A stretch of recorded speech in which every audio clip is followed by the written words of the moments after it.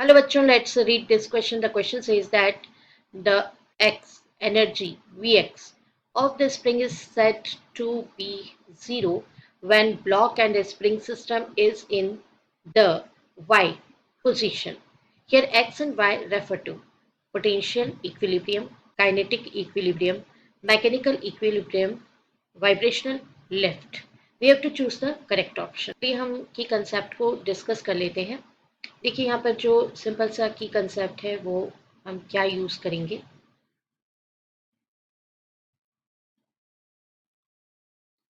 तो स्टूडेंट्स यहाँ पर जो fill in the blank given है उसमें एक तरह से हमें ये प्रिडिक्ट करना है कि energy which type of energy potential है या काइनेटिक है या मैकेनिकल है, एंड वो भी किसके लिए प्रिडिक्ट करना है, स्प्रिंग के लिए प्रिडिक्ट करना है। और ये बताया गया है कि पूछा गया है कि स्प्रिंग जो है वो कौन सी वाली एनर्जी के समय में set to be zero when block and spring system is in the dash position. Dash position में इक्विलिब्रियम पोजीशन या लेफ्ट पोजीशन प्रिडिक्ट करना है। तो एक जो यहाँ पर वर्ड है वो हमें थोड़ा सा समझना पड़ेगा। That word is used block and spring system.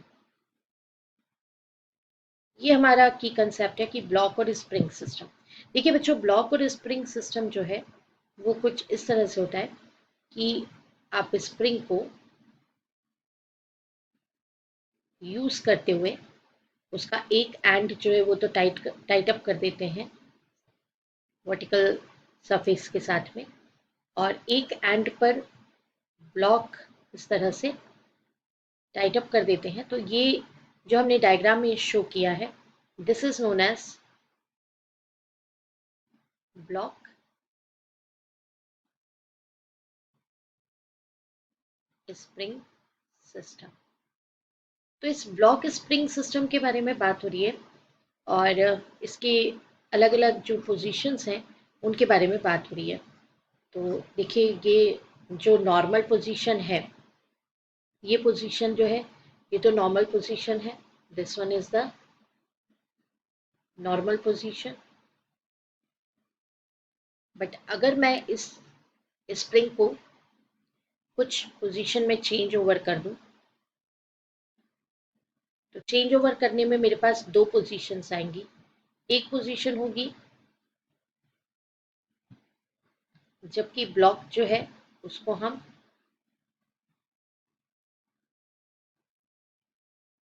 Stretch कर दें, तो प्रीवियस लेंथ जो था वो, अगर यहाँ पर प्रीवियस लेंथ जो था वो कितना था, एल था, और हमने उसका स्ट्रेचिंग कर दिया बाय स्मॉल एल, तो ये हो जाएगा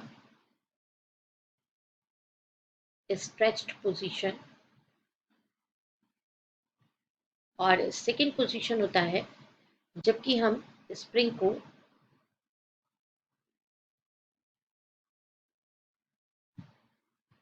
कंप्रेस्ड कर देते। मतलब प्रीवियस लेंथ, अगर सपोज हमारा प्रीवियस लेंथ जो था वो इतना था, एल था, तो हमने उसको कंप्रेस्ड कर दिया इस तरफ इतने इतने लेंथ से, स्मॉल एल एल लेंथ से हमने क्या कर दिया उसको, स्मॉल एल लेंथ से हमने उसको क्या कर दिया, कंप्रेस्ड। तो ये हो जाएगी उसकी कंप्रेस्ड पोजीशन। तो ब्लॉक स्प्रिंग सिस्टम कुछ ऐसे ही स्टडी किया जाता है, इस तरह की पोजीशंस के लिए स्टडी किया जाता है। आइए अब देखते हैं सॉल्यूशन। हमने सॉल्यूशन के लिए यहाँ पर ऑलरेडी पहले ही डायग्राम जो है वो बना दिया है, जिसमें कि हम बताने वाले हैं कि इस तरह का सिस्टम जब हम यूज करते हैं तो उसकी टोटल एनर्जी कांस्टेंट होती है। तो टोटल एनर्जी जिसको कि हम मैकेनिकल एनर्जी भी कहते हैं,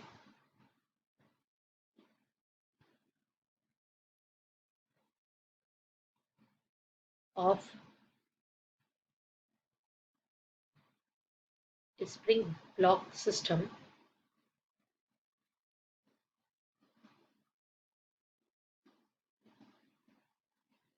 remains constant। तो देखिए बच्चों, यहाँ पर ये टोटल एनर्जी के लिए ये जो लाइन ड्रॉ की गई है, ये टोटल एनर्जी के लिए लाइन है, ये फिक्स्ड है। और ये वाला जो सिस्टम बनाया गया है, ये एक तरह से एक मेजरमेंट है कि यहाँ से मेजरमेंट लिया जा रहा है डिस्प्लेसमेंट का। ये है ज़ीरो पोजीशन, मतलब मीन पोजीशन है। ये plus A that is maximum towards one side, minus a that is displacement towards another side, minus a maximum है वो। और काइनेटिक एनर्जी और पोटेंशियल एनर्जी किस तरीके से वेरी कर रहे हैं वो बताया गया है। तो चलिए आपको यहाँ पर डायग्राम बना करके बता देते हैं कि ये कैसे वेरिएशन आएगा। जब ब्लॉक को हम उसके नॉर्मल पोजीशन पे यानी कि इक्विलिब्रियम में रखेंगे, तो ये इक्विलिब्रियम पोजीशन में अगर ये x डिस्टेंस पर है तो इसका पोटेंशियल एनर्जी कितना हो जाएगा, 1/2 kx²। और अब आपने इसको क्या किया, ये तो इसकी मीन पोजीशन हो गई। मीन पोजीशन से आप इसको ब्लॉक को क्या कर रहे हैं, यहाँ से स्प्रिंग से ये ब्लॉक आया और आपने इसको डिस्प्लेस्ड करके स्ट्रेचिंग कर दिया।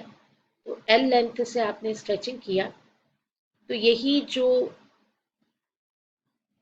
पोजीशन थी ये अगर स्ट्रेच हुई तो पोटेंशियल एनर्जी काइनेटिक एनर्जी में कन्वर्ट होगी। तो potential energy converted into kinetic energy.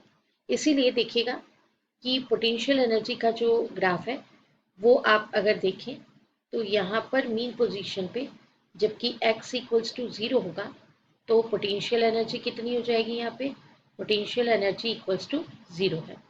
जैसे जैसे x का वैल्यू इंक्रीज होगा ये पोटेंशियल एनर्जी का ग्राफ जो है वो इस तरीके से इंक्रीज तो हो रहा है, लेकिन ये पोटेंशियल एनर्जी वापस अपने काइनेटिक एनर्जी की तरफ जा रही है, राइट। और अब अगर मैंने इसको कंप्रेस्ड कर दिया, सपोज फॉर एग्जांपल ये हमने इसको कंप्रेस्ड कर दिया, अब ये पूरे इसमें रीस्टोरिंग फोर्स जो है उसका रोल बहुत इंपॉर्टेंट होता है।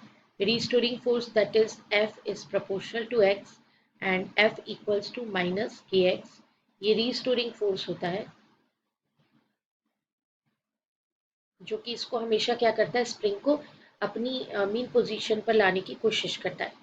तो अब देखेंगे आप कि जिस तरीके से हमने इसको कंप्रेस्ड कर दिया है तो कंप्रेशन के बाद ये मीन पोजीशन से डिस्प्लेस्ड हो गया है। तो ये रही इसकी मीन पोजीशन और मीन पोजीशन से ये इतना डिस्प्लेस्ड हो गया। तो मीन पोजीशन के दोनों तरफ जो डिस्प्लेसमेंट है, जैसे ये मीन पोजीशन है 0 तो इस तरफ गया -a डिस्प्लेस्ड हुआ, इस तरफ गया तो +a डिस्प्लेस्ड हुआ है। तो ये आपको दिखाई दे रहा है यहाँ पर मीन पोजीशन में पोटेंशियल एनर्जी 0 है और काइनेटिक एनर्जी जो है वो मैक्सिमम पर रहेगी। यहाँ पर ये काइनेटिक एनर्जी मैक्सिमम पर रहेगी, पोटेंशियल एनर्जी क्या रहेगी 0 पर, और ये पोटेंशियल और काइनेटिक एनर्जी एक दूसरे में कन्वर्ट होते रहेंगे। लेकिन हमारा जो मेन है कि फिल इन द ब्लैंक में हम क्या चूज करें, तो देखिए बच्चों, the potential energy of spring is set to be 0, कहाँ, इक्विलिब्रियम में, ठीक है। तो आपका option A is right option. I hope you understood it well. Best of luck, thank you.